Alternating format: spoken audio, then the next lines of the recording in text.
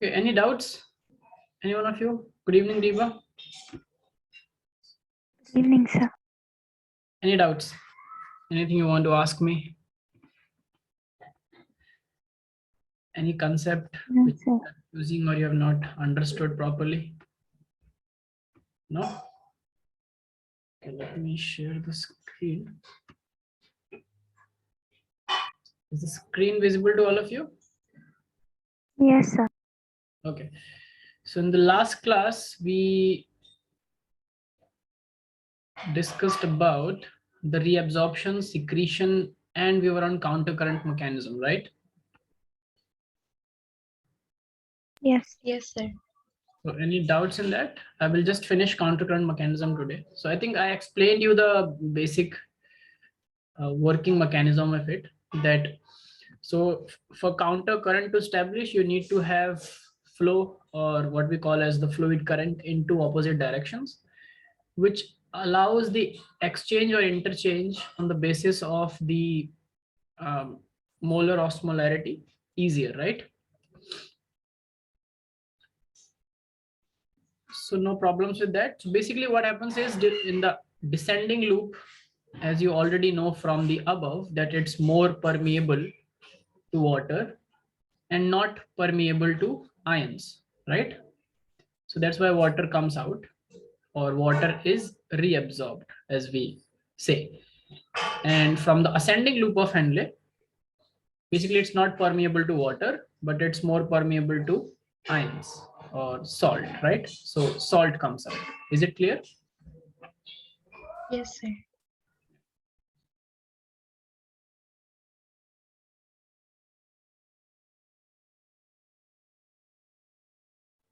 Hello? Hello? Yes, sir. I'm audible, right? Yes, sir. Yes, sir. Is the counter current mechanism. Let me dictate you some things that you will read, because this question often comes in board from excretion chapter. So just write down few points about this. Uh,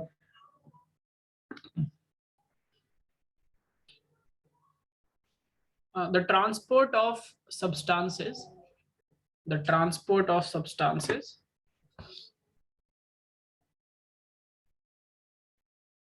facilitated facilitated facilitated because of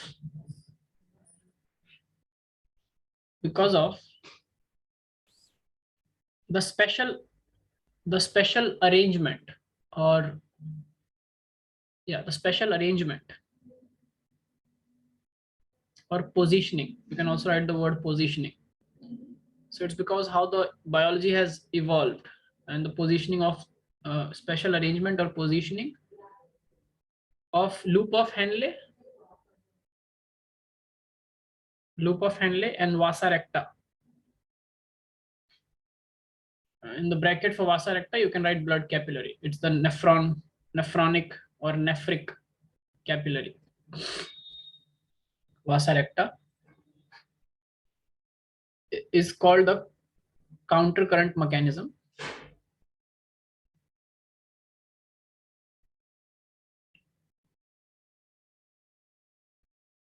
Now, some important functions, how it helps is, right, first thing, it helps in maintaining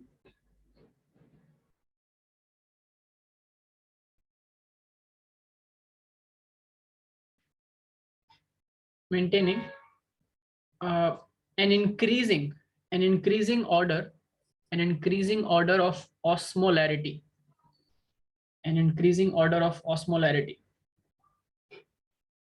as I was telling you here.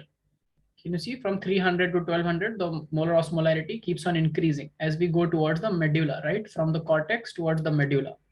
So this countercurrent mechanism, remember I told you there are two types of these nephrons. One is called the cortical and the other is called juxtamedullary, right? Yes, sir. Most of them are cortical, and those which are juxtamedullary, this loop of Henle goes deep down into the medulla, right?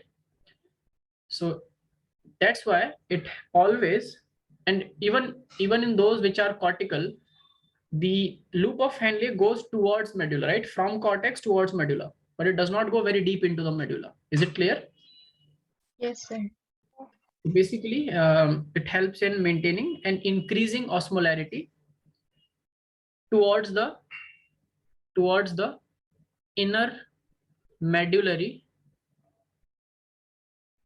towards the inner, you can write towards the inner medulla of the kidneys, towards the inner medulla of the kidneys.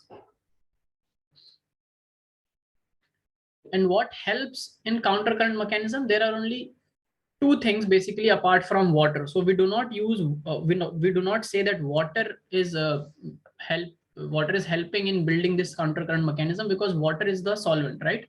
Water has to be there. So to maintain osmolarity, you need solute in the solvent, right? Solute brings the pressure, the partial pressures or the partial gradient, right? So it's always the solutes. Now, what are these solutes in loop of Henle? There are only two, right? One is NaCl, which is the salt dissolved already in the blood and the water. And second thing is the urea. Remember, from collecting duct, the urea was also leaking out to maintain osmolarity in the collecting duct. Remember the diagram? Yes, sir.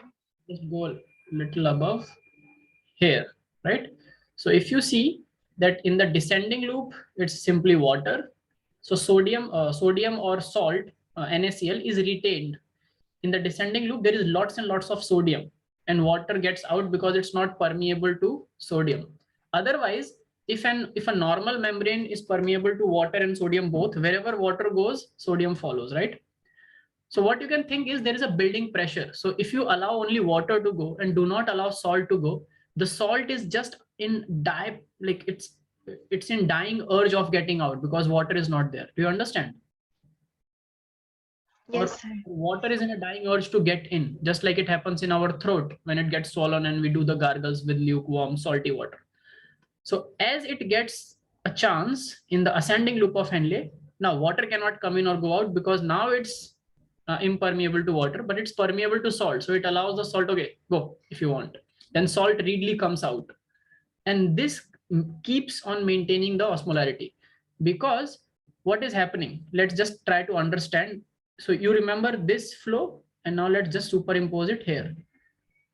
So what is happening is, as we are coming down, first we'll talk about this renal tubule. As we are coming down, what is decreasing and what is increasing? Tell me. Water is decreasing because it's getting out, right? And what is increasing? Salt. Right, Mariam? Yeah, you were saying something? Yes, sir. Yes. What are you saying? Sir, I was saying salt. Yes. So salt is increasing. And as the solute increases, the osmolarity increases. So can you see, does it make sense, logical sense to you, why the osmolarity is increasing down? Because salt keeps on increasing. And where it is the highest? Here, right? Somewhere here, where we have 1200 milliosmolars. Do you understand? Because solute is highest and solvent is lowest. Now, as we start going up again, what happens? Salt is getting out now. But whatever amount of water is present there, it stays, right? Is it clear? Yes, sir. So what will happen to osmolarity? It will increase or decrease? Decrease. Decrease. So is it decreasing? Can you see it's decreasing? Then the flow is going up. So if a question comes, which previous question was that what decides an increased osmolarity in the medulla? So what decides it? There are two things which decide. One is salt, the concentration of salt, whether it's getting reabsorbed or secreted back. So it never gets secreted back, it only gets reabsorbed. And the second thing is urea. Is it clear? Yes, sir. Because urea comes from renal tubule and then gets secreted back into the renal tubule. So write down the next point, that this gradient is mainly caused by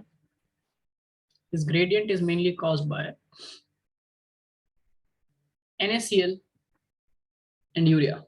Is it clear? Make sense? Yes, sir. Completely logical, right? Nothing you have to remember or mug up. Because if you just understood the story with me, you will be able to apply your mind and find answers, right? No confusion? Yes, sir. Okay, very good. Okay, so yes. And the opposite is happening in Vasa recta, where you see the flow is like this. So as we are going down, what is coming inside the Vasa recta? It's opposite. As we are Yes. going down, what is getting inside the Vasa recta? See, it's here. What is getting inside? NaCl. NaCl. And what is getting out? Water. Which means osmolarity will Increase. increase. So is it increasing as we are going down? Yes. See? And it's highest here. And as we are going up, what is getting out? Salt. Salt. So what will happen? The osmolarity will Decrease. So is it clear? This mechanism is called counter current mechanism. It's countering each other. Is it clear? Yes, sir. Very good. So write down this mechanism. Next point. This mechanism helps in maintaining a concentration gradient. In maintaining a concentration gradient in the medulla or medullary interstitium. Sometimes the word they use for your entrance is, oh, sorry, I've not selected the pen. Yeah, they use this word, medullary interstitium.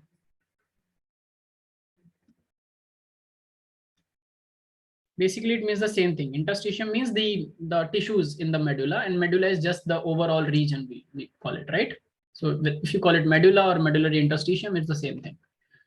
So it helps to maintain a concentration gradient, which helps. Now this concentration gradient, which is maintained, which helps,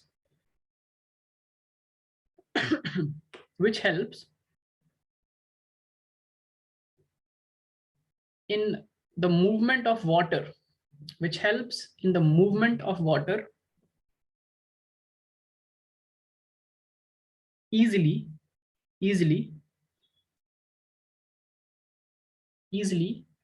through the renal tubule.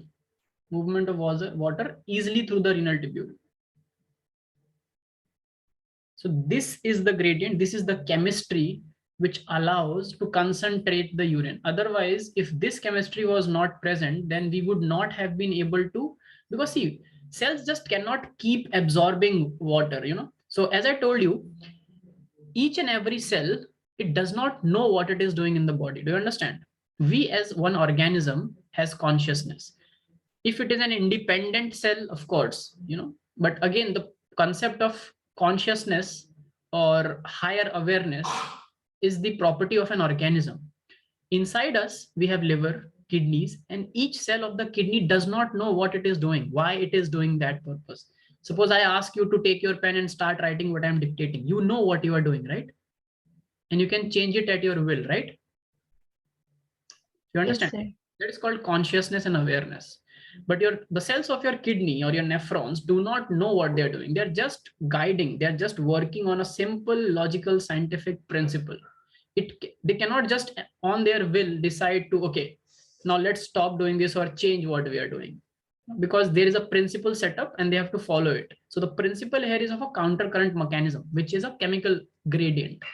In chemistry, whenever there is a gradient, you allow osmosis to happen. You know, that's all what's happening. So this gradient allows water to freely move out of the renal tubule, even if it is in excess outside. So where it is in the excess, it is excess in the blood, right?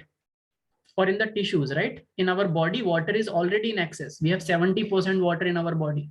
So how are we able to move water away from its gradient? Sounds a little like counterintuitive, right? Counter to science. You will think that we are taking out water from renal tubules and putting it in the medullary interstitium or in the blood where it's already there in a lot of amount. But this we can only do by locally producing a gradient. So we are locally within vasa recta and renal tubule producing a gradient which is allowing that movement to happen. Do you understand? So it's not against logic. it still is following logic, right? Yes, sir. Yes, beautiful.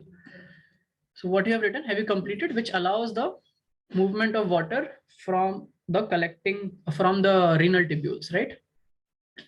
Yes, sir. Thereby or hence, thereby concentrating the urine. In brackets, write down glomerular filtrate. So we have to concentrate it. And is it done? Everyone completed this? Yes, sir. Cool. Now, the urge of urination. So this process is happening every time, every second in our body. Our nephrons are never resting. They are just working. It's not just working when you drink water. It's working throughout. Blood is always going to kidneys and it's getting filtered out. But we do not keep urinating all the time. We get an urge of urination. You know, we get a signal from our bladder to our brain where we get to know that, okay, we have to urinate, right? That urge of urination is called micturition. There is it's just a term for micturition. Okay. So the act of urinating or the urge of urination is called micturition. So you can write out, you can write it.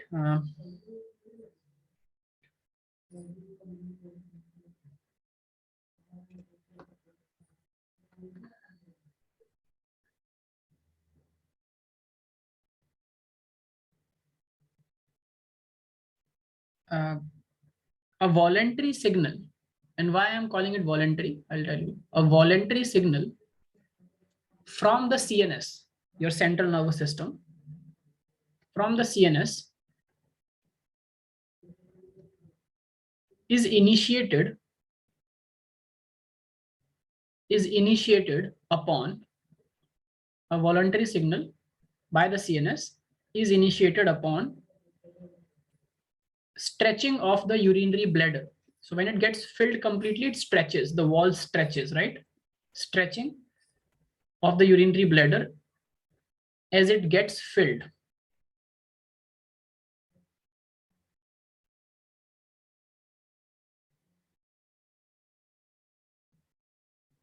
Okay. And you can understand that when it's getting stretched, so it is first sending a signal to CNS, right? So when urinary bladder stretches, it sends a signal to CNS, and then CNS sends a signal back. It's just like sensory receptors and then motor receptors. Have you read about two types of neurons, sensory and motor? Yet? Any idea about two types of neurons, sensory neurons and motor neurons? Yes or no? I don't remember. Okay, so sensory neurons are which helps our brain to collect information from outside, surrounding, all the stimulus and senses like touch, taste, smell, sight, everything. So from all our senses, information goes to the brain. And all these neurons which bring information to the brain are called sensory neurons. Is it clear? Helps us in. Yes, sir. Then brain has to do something for that sense, you know, because suppose you see something, you are seeing that you see an insect on your hand. Now you have to do something because you saw something which can be harmful also, and the signal went to your brain. So your brain will send back some signals and you will either get it rid of your hand or do something, right? You understand? Yes, sir. So any sense you sense something very hot, then it will go to your brain and you will feel like, okay, let's drink water or let's go and take a cold bath or something like that. So when responses comes out, when decisions comes out from brain to different parts of the body, that's called motor neurons, where we are using our motor actions. We are using our muscles to do something in response to the stimulus. Is it clear? Yes, sir. So sensory neuron goes in and motor neurons comes out. So from our urinary bladder, the sensory responses goes to brain, and from the brain, motor response comes back to urinary bladder, which helps in which gives the signal for the process of micturition, like let go of the urine. Till that point, you can, and it's voluntary because even if that signal is coming from the brain, you can act against it. Do you know? Do you understand why I'm saying voluntary?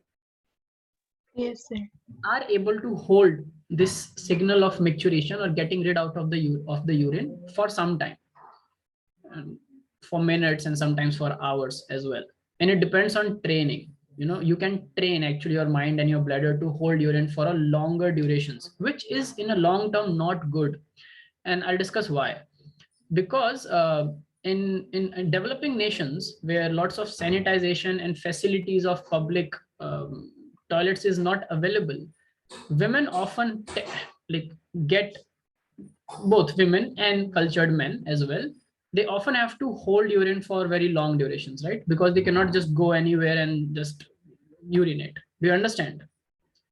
So that Yes, sir. of holding urine is going against the signal given by brain. So over time what happens is brain actually overrides after some time. So when we are holding urine, after some time when it goes beyond limit, it overrides, and that sphincter, that urinary sphincter which is present in the urinary bladder at the beginning of urethra, it's voluntary but it becomes involuntary and you cannot control it beyond a limit, right? So that ability for us to control, if we are just what we say, exploiting it without a reason, it, in the longer duration when you are old, that sphincter loses its ability to hold. So women or men who actually have gone through a conditioning through early life or through adult life where they did not have proper access to toilets everywhere and they had to hold for longer durations, then in the old age they get this disorder where they cannot hold their urine at all, and that's called the leaky sphincter or leaky micturition. Do you understand this? Yes, sir. In old age you must have seen some people, some oldies wearing diapers just like babies.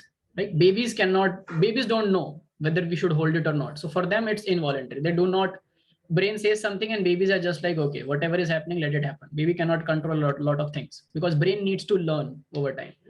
But in the middle life we learn, and in old life if this becomes faulty, then old people also wear diapers for the same reason.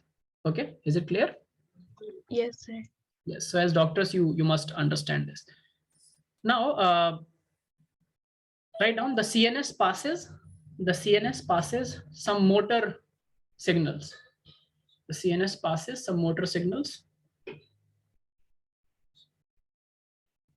to begin the contraction of bladder, to begin the contraction of smooth muscles in the bladder. So bladder have smooth muscles. So it's doing two things at the same time. You have to begin the muscles of the bladder. Same time, you have to release the sphincter, right? Urethral sphincter, we call it, which is present in the urethra. Do you understand? It's not a Yes, valve. sir. So in hearts, we do not have sphincters, we have valves.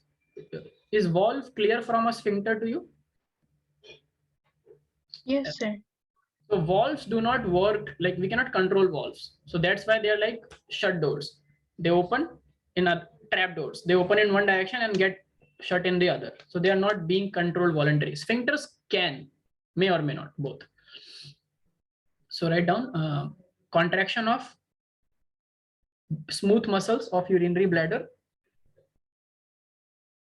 and simultaneously relaxing the urethral sphincter. Okay, simultaneously relaxing the urethral sphincter. So this process of release of urine is called micturition. Is it clear? Yes, sir. Okay. Okay. And because it's not, so this signal is not in our control, only for some time we can hold it because it's voluntary for some time, but not always. So it's called, this signal, this whole to and fro message sending is called a micturition reflex. So write down the mechanism causing micturition is called micturition reflex.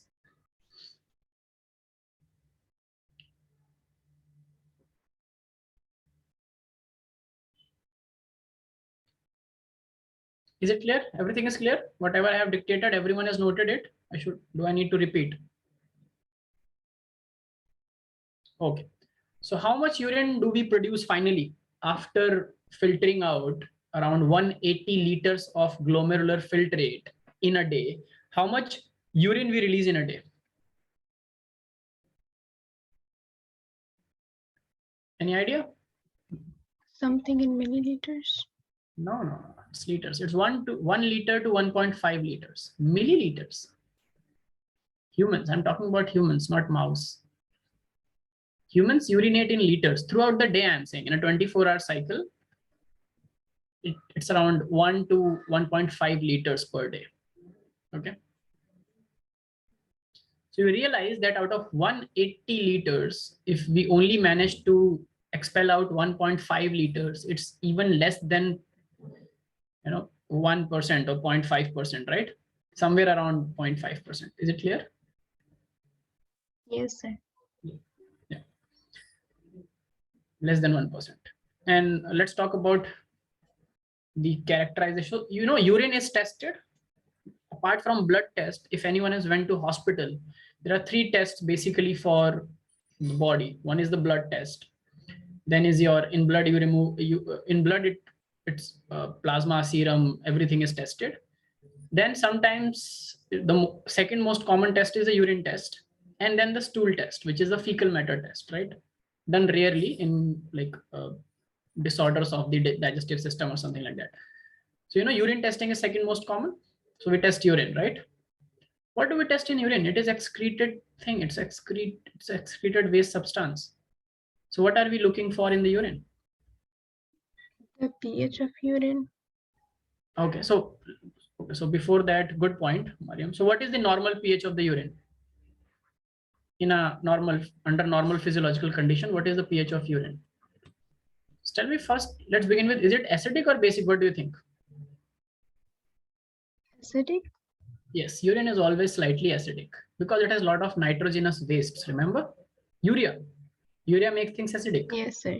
Uric acid. Uric acid has the name uric acid, and it's the least toxic, I told you. Then urea, then ammonia. So it has to be acidic. So the pH of urine is 6, around 6, less than 1 pH, less than 7. So it is slightly acidic.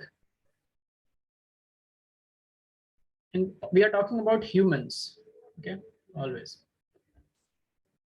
So we look for pH, you said, Mariam. So what do you think is happening? Suppose if the pH goes down further or it becomes alkaline, what does it tell you about? What can we infer? What will you infer as a doctor? We tested the pH of a urine and found that, oh, the pH was perturbed. The concentration of the acid is more, means there is not enough water in the body. Yes. So one thing it can also, first thing it will hint you towards it, whether the person is dehydrated, right? The person can be dehydrated. Yes, sir. Yes, right. But we are not just testing a person for dehydration, right? We do urine test for infections also. Remember? If you have Yes, an sir. infection, they say that, okay, give your urine and your blood sample. So pH is one thing. What else do you think? It is a waste substance. So what could we be looking into it? Can it be a marker for the functioning of kidneys, whether the kidneys are working properly or not? I'm giving you a hint. Yes, sir. How? The concentration of each thing. Each thing means waste material. Yes, sir. What you will get from the waste material? Suppose there is more waste material. So what will you say? The kidney is functioning better than before? Not better than before. But why? Not. The function of kidney is to separate waste. If it is separating more waste, then how will you say it's not functioning better? Look at the other side of the coin. You're again going towards the right direction, but look at the other side. What else we can look for if not waste? What should not be present in a urine normally? Nutrients. Yes, sir. There should never be sugar in your urine, and there should never be proteins in your urine, right? Amino acids in your urine. Am I right? There Yes, sir. should not be much bicarbonate in your urine.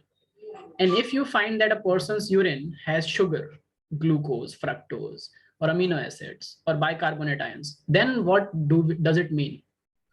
Everything that I've taught you above is not working properly, right? Yes, sir. That is called RFT. Have you heard of RFT or KFT? Kidney function test or renal function test. There is a LFT also, liver function test. Doctor writes, go for a LFT if you have abdomen pain. Go for a KFT. Right? These tests are written, prescribed by doctors. So in KFT, what are we testing actually? We're testing the kidney functionality. And what is the function that we studied above? And if something which should not be in the filtrate is in the filtrate in the urine, then we say that the kidney is not functioning properly. Is it clear, everyone? All the budding doctors here? Yes, sir. Very good. Next, second thing is we look for the color, and there should not be bacterial growth in it, right? Yes, sir. If there is a bacterial growth, there is an infection somewhere in our urethra, urinary bladder, or around in our excretory system. Clear? Yes, sir.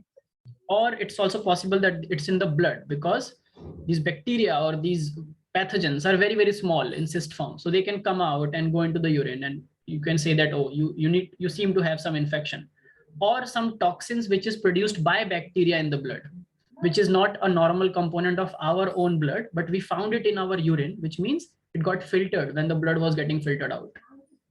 So all these things we look. There is also something called the urine culture test, where we culture the urine and look for the growth of bacteria or other pathogens. Is it clear, everyone? Yes. Okay. So write down urine. Normal urine is slightly yellowish and watery. It's slightly yellowish. So slightly yellowish urine is normal urine, okay, for a human. If you are getting very clear, like watery, water like crystal clear, transparent urine, which means you are drinking enough water, like you are not at all dehydrated, you have good amount of water, so a lot of water is being excreted out. Is it clear, everyone? Urea Yes, gives sir. the yellow coloration to it. So if your urea is dissolved in, less urea is dissolved in lot of water, that coloration will not come. So which means that you are using ample amount of water to just discard, because your body is full of water. It does not need. So if someone's urine is not yellow, it means that DCT, distal convoluted tubule, is not reabsorbing water in the revision phase, right? Yes, sir. So ample water is coming out. So if it is slightly yellowish, it's fine. Everything is working as it should have worked. DCT is also working. If it is very yellow, so very yellow, like dark yellow urine also causes irritation in that urethra, because it's, first of all, lot of urea is dissolved in less amount of water, so it becomes more acidic. Okay. And since it is more acidic, it starts causing irritation. Is it clear, everyone? Yes, sir. And that happens when we are dehydrated. Okay. Okay, so write down, it is, color is slightly yellowish, and write down, on an average, approximately 30 grams of urea, 30 grams of urea is excreted out per day, which means in that 1.5 liters of urine, every day you excrete out around 30 grams of urea. Okay.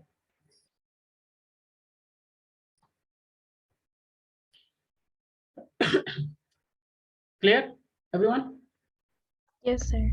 No doubts. Now, apart from excretory system mediated by the kidneys, in the beginning we discussed about certain other types of things that we discard out of our body, right? Like CO2. But we said that it does not come under the excretory system, because the classical excretory system as a different system is blood, kidneys, and nephron, right? But sometimes they are also called excretion. But I told you better terms for it. If we are excreting out CO2, we call it exhalation. Remember these terms? Have you wrote it down? Yes, sir. If we are excreting out fecal matter, we call it egestion. And what was other thing? Okay, Omar has a question. So what are the causes for brown colored urine? Causes, okay. See, urine should never be brown colored. Either it is, so there are two things. It could be slightly, so it's normally yellow. Sometimes if you have infection in your urethra or in the urinary bladder or in the ureters, because of that, blood comes in the urine, some slight amount of blood. And when blood comes, so blood can come through the glomerular filtrate, right? Unless and until your kidneys are not functioning at all. So if your kidneys have gone bad, like they have failed, which we call kidney failure, then they will not be able to separate blood, right? So anything will leak out into the ureter. It's possible. But if your kidneys are functional and still you are getting some brown or reddish coloration, that could be because of any infection that is causing blood to come into that urinary tract. Do you understand, Omar? So when that slightly reddish mixes with yellow, you think it's brown, but it's not actually brown. It's either blood in the urine or it's so much under very extreme dehydration. It's so much yellow that it looks brown to you. So there can be two causes to assess. So that's why you need to give a sample which needs to be diluted and look under the microscope. If that redness is coming because of blood, then you will see RBCs in your urine. Am I clear? And since we know that RBCs cannot pass through the glomerular capillary, they must have been coming from somewhere after that nephron, somewhere from the urinary tract because of an infection or a cut or something like that. Is it clear, Omar? But if you do not see any RBC and still you see a very dark coloration, that could be because of dehydration or other factors going wrong in the filtration. Okay. Okay. Good question though. So I was telling you, if we excrete out food, we call it egestion. If it's CO2, we call it exhalation. Exhalation, and something else I told you, right? Ingestion. Sorry, what? Ingestion. Ingestion is taking food, like something which sweat. Yes, sweat. We also excrete out waste through our skin by sweating, right? So all of this also helps in the elimination of excretory wastes. But skin does not constitute in the excretory system, or lungs or large intestine does not constitute in the excretory system as per se. Do you understand? Yes, sir. They are, you can say that some other organs which also excrete out substances. For that matter, tears are meant to keep eyes clean, and tears are also slightly acidic, as I told you before, right?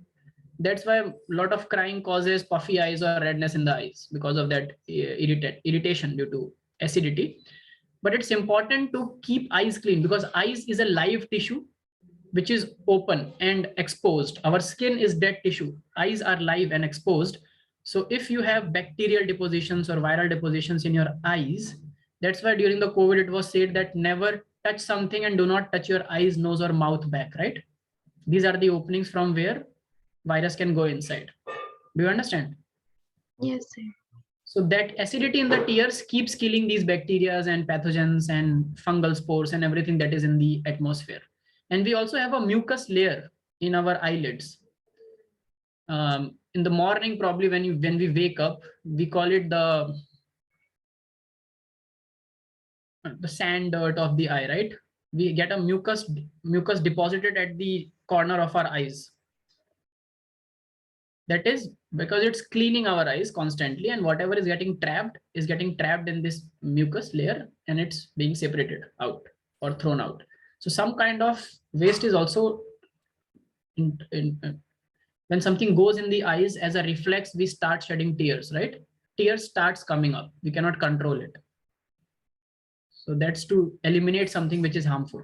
But all of these are other organs. That may help in some or the other kind of excretory processes, but they are not excretory systems. Is it clear, everyone?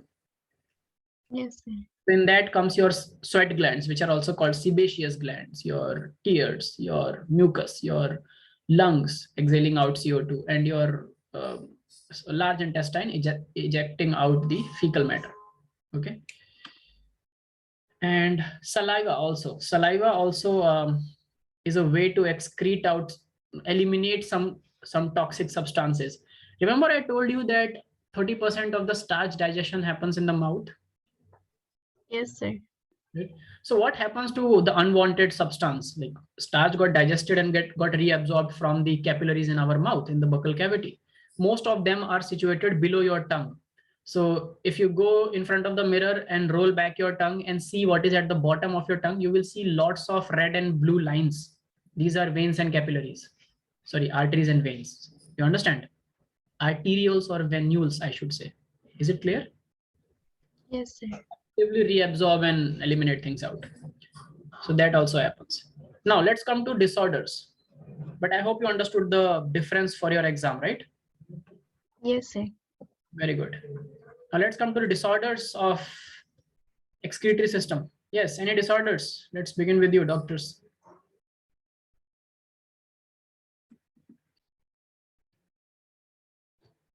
What are the disorders? What are the disorders you know of? Renal failure. Sorry? Renal failure. Renal failure, yes, kidney fails. But let's not start with the most disastrous one. Let's start with the simple ones. Okay, Mariam? Let's go in a procession. Like something bad started happening and then finally we'll fail the kidneys, okay?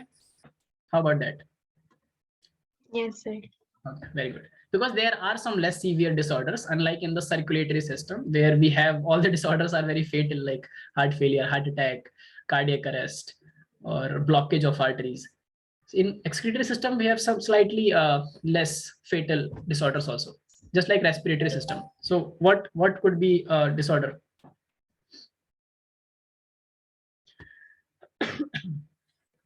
Sir, the urine problem for the old age people. Yes, so that is one. Basically, in the first categories, let me keep all in the first category where we are talking about the kidneys have not failed yet, but they are malfunctioning, right? So what all disorder comes in malfunctioning category? Malfunction of kidneys. Renal malfunction, we call it. So first is where we, in renal malfunction, sometimes there's a condition called, because kidneys are not able to exclude out all the urea. Remember you told that we will look at the levels of urea. Suppose you took someone's urine and blood and you did an analysis, pathological analysis, and you found that the amount of urea that should have been in the urine is less, and the amount of urea or the amount of toxicity that should have been in the blood is more, which means kidneys are not able to filter out urea effectively. So it's accumulating in blood and decreasing in the urine. Right, Mariam? Yes, sir. So that condition where we get accumulation of urea in the blood more than it should be there, the physiological limit, is called uremia. So first is, which happens due to malfunction, is uremia, most common. So write down, uremia is accumulation of urea in blood. Accumulation of urea in blood. Now, if urea keeps on accumulating in the blood, it ultimately, so it's happening because kidneys are not functioning properly. Do you understand? Yes, sir. But ultimately, that blood which is getting more and more toxified is putting more pressure on the kidneys to work. Feedback loop. Understand? Yes, sir. But kidneys are not functioning properly. So it's like someone is not able to function, like bear the load, and because of which a lot of things needs to be transported, and he or she is just transporting small loads, so the lot of load gets compiled. Then you put all that load on that person. What will happen to the person? The person will break, right? Same thing happens to kidneys. So uremia, which is the condition where urea is increasing in the blood, ultimately leads to kidney failure itself. So it leads to kidney failure. You understand why? Yes, sir. It does not start with kidney failure, but it leads to it. It starts with malfunctioning, but because of malfunctioning, the work gets pending more and more and more and more. Toxicity starts increasing, and blood puts more pressure on the kidneys to work. Kidneys are already compromised, so they fail. So it can lead to kidney failure. Now, what happens under extreme uremia, which leads to kidney failure? We have only one option, which is dialysis, we call it, right? In normal terms. Actually, we call it hemodialysis. The word hemo is always for blood, right? Hemophilia, hemoglobin, hemodialysis. So what is hemodialysis? I told you this before. Please, someone. Yes, Mariam. The filtration of blood through a machine, which Yes. does the same work as the kidney. Yes. So on the basis of the same principle, we take out urea from the blood.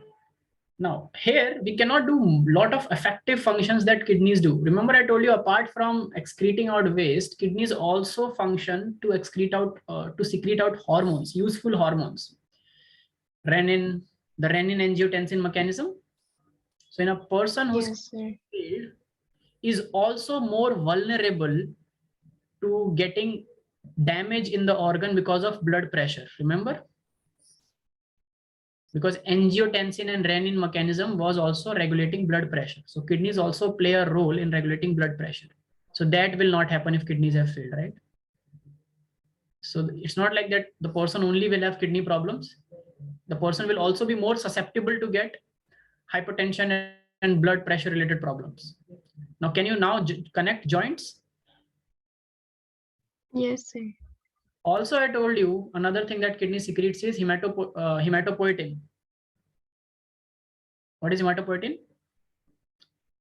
That tells that the level of RBC is low, so make more RBCs to the bone marrow.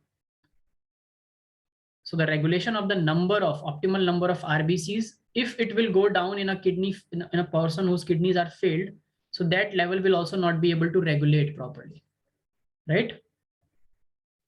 Yes, sir. So the person with a kidney failure also becomes more susceptible to anemic conditions or less oxygen in the blood or short breath or early fatigue. Everything is making sense to you now? Yes, sir. Very good. So write down hemodialysis. During the process in hemodialysis, blood is drained out of the body. Blood is drained out of the body through a major artery, convenient artery, anything which is on the outside. So mostly for dialysis purposes, we take it from the arm or from the leg, the major artery. So it's taken out from the major convenient artery and pumped into an artificial kidney. In the bracket, write down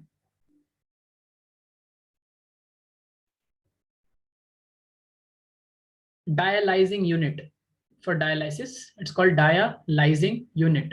That machine, that chamber is called dialyzing unit. Should I write it? Sorry, dialyzing unit. It's I here. So we pump blood here. Now remember when I was teaching you about cardiovascular system, I told you blood can only remain liquid till it is inside the blood vessels. When it comes out of the blood vessels, it clots. All the clotting factors gets activated wherever there is a leak in the blood vessel. Right? This is how they work. Yes, sir. So whenever there is a leak in the blood vessel and blood comes out, it clots. And you will see it also. Have you seen a blood drop? Anyone who got a cut in childhood or anywhere, you get a cut, Yes, blood sir. comes out, it's dripped on any surface, table or any floor. After some time, it's not liquid, it's solidified. It clots. So there is a problem in taking out blood from the body and putting it into an artificial chamber. It will clot. Then how should we protect that? How should we prevent that?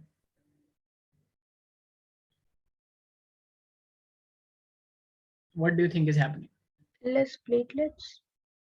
Less platelets. Now you are adding one more layer of difficulty. You are dialyzing someone's blood and you're saying that there should be less platelets in the blood. So what should we do to the platelets? If we kill the platelet, the person will have a problem in survival. How can we are just taking blood out of the artery. We cannot do anything to the blood. The blood is important for the person. We cannot separate out platelets and dialyze the other things and then put platelets back. What should we do? You cannot take out all the clotting factors because platelet is not the only clotting factor. You know, vitamin K is also a clotting factor which is dissolved in the blood. So what will you do to the dissolved factors? They will always make the blood clot. Only serum does not clot because it's free of all the clotting factors. I told you this also. Yes, sir. And to just take out serum from the blood, we have to filter everything and keep it in, let it be inside. So there is no point filtering serum out. Serum is anyways pure serum. So what will you do? Okay, let me give you one hint. How many of you have been bitten by mosquitoes? Yes, sir. All of us. Wherever humans are, mosquitoes are, apart from Iceland, Finland, and Greenland, and Antarctica. Everywhere we have mosquitoes. Now, when mosquitoes suck on the blood, they're basically taking blood out of our capillaries, right? Yes, sir. Why it is not clotting inside them? Or They inside? leave something behind. Some liquid. Behind. Yes, what is that liquid? Mucus. Their saliva. Yes, you're right. But what do you think their saliva is containing?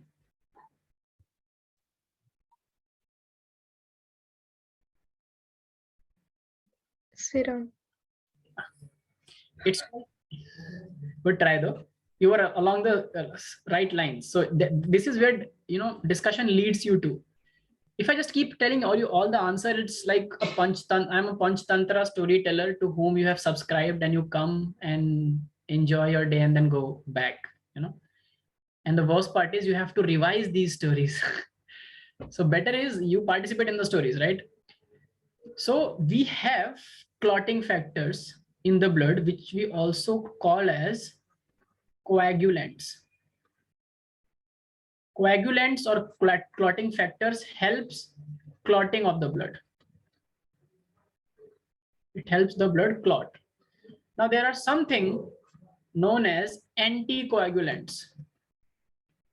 Some chemicals known as anticoagulants, which does not prevent blood clotting. Okay, does not allow the blood to clot at all. The saliva of mosquito contains one such anticoagulant, which before it sucks your blood, it covers the inner lining of its proboscis with that anticoagulant and also secretes some bit of it in the region where it's locally biting you. It's not bite, it's called sting. It's stinging you.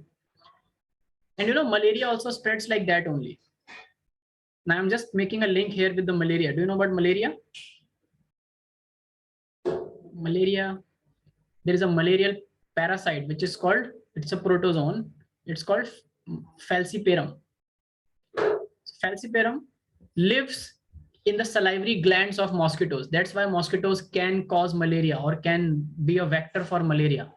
So when they are secreting this anticoagulant inside your blood to make it not clot while they are sucking at it, they unknowingly are also transmitting the Plasmodium falciparum to you, which is a malarial parasite. And that's how you get malaria. Then it bits that infected person and goes and bits a healthy person. You understand how this transfer happens? Yes, sir. Yes. Same thing has happened when leeches, leech? Leeches also Yes, suck sir. blood. So they also stick to the skin and start sucking the blood, and leech is called, in scientific terms, it's called Hirudinaria granulosa. or hirudinaria. Let's talk about genus. Hirudinaria, the name comes from hirudin. Hirudin is a type of anticoagulant which does not allow the blood to clot. So they secrete first hirudin and then suck the blood. One such anticoagulant is also known as heparin. And this one we use in dialysis machines. So basically a dialysing chamber is just like a tube made up of cellophane. You know cellophane? The same cellophane sheets which we put on boards to cover charts and everything on, or as a cover on your notebooks. Cellophane sheets. Yes, sir. So just the basic one, it's just a good version of it. A cellophane is a permeable membrane. Okay. And we can also modify the size of the pores in the cellophane where RBCs cannot pass through it and WBCs cannot pass through it.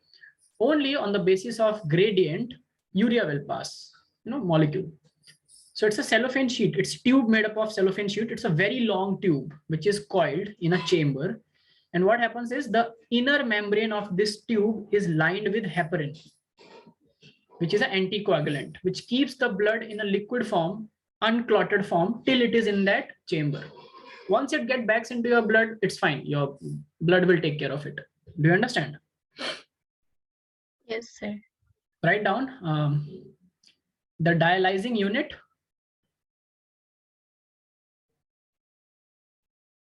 contains a coiled cellophane tube. The dialyzing unit contains a coiled cellophane tube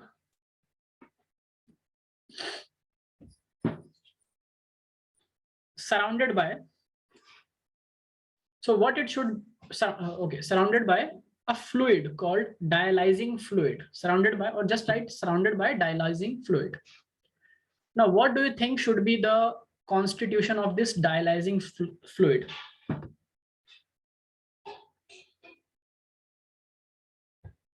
See, we have blood. What is the fluid of blood called? Plasma. Plasma. Everything is dissolved in plasma, right? We have RBC, WBC, platelets, and wastes, urea and everything. We also have nutrients. Now, if you want just nitrogenous wastes to move from blood into the dialyzing fluid, so this membrane through which blood is moving, the composition should be exactly the same as the plasma, isn't it? So that not the plasma, not the clotting factors, nothing goes out. Is it clear? Only what is not present in the dialyzing fluid on the basis of gradient goes into the dialyzing fluid. Now, biology is much more evolved. It took, so human evolution is somewhere, or even before human evolution, we have kidneys in a lot of other organisms. So the evolution of kidneys somewhere took place around 20 million years. It took 20 million years to evolve kidneys. A very sophisticated machine, which also made sure that there is a locally countercurrent mechanism to put out water and nitrogenous waste and things like that. In a machine, we cannot do that sophisticatedly. So all we can do is on the one side of the tube outside, which is called the dialyzing fluid, make the composition same as plasma minus nitrogenous wastes. And inside the blood, the composition is plasma plus nitrogenous wastes. So what will move from where to where? Not the nitrogen based, but other things. Yes, so nitrogenous wastes will move. Only the nitrogenous waste will move. That is what we have to do. We have to take nitrogenous waste out of the blood into the plasma. Is it clear? Yes, sir. So it only goes from higher concentration to lower concentration or zero concentration. So this is your membrane, cellophane membrane, this sheet membrane. Inside is the blood, outside is the dialyzing fluid. Now, here we have plus nitrogenous waste.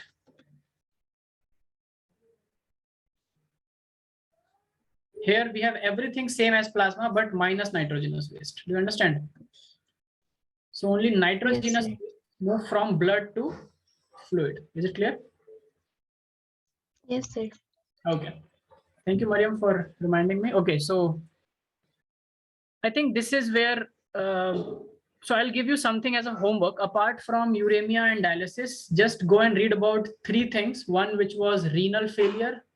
And these are just definitions. I already told you how the kidney fails. So renal failure, and there is one thing called kidney stones also, remember? The scientific name is renal calculi or calculus. So this is your calcium stones which happen in kidneys. And then there was something, inflammation of kidney, which is called nephritis. Nephritis. These are also 3 other disorders of kidneys. Inflammation, nephronitis means inflammation, nephritis, renal calculi, and kidney failure. Will you do it on your own? Can I? Yes, sir. Okay, so very good. So in the next class, we'll be starting with a new section of human physiology. Okay.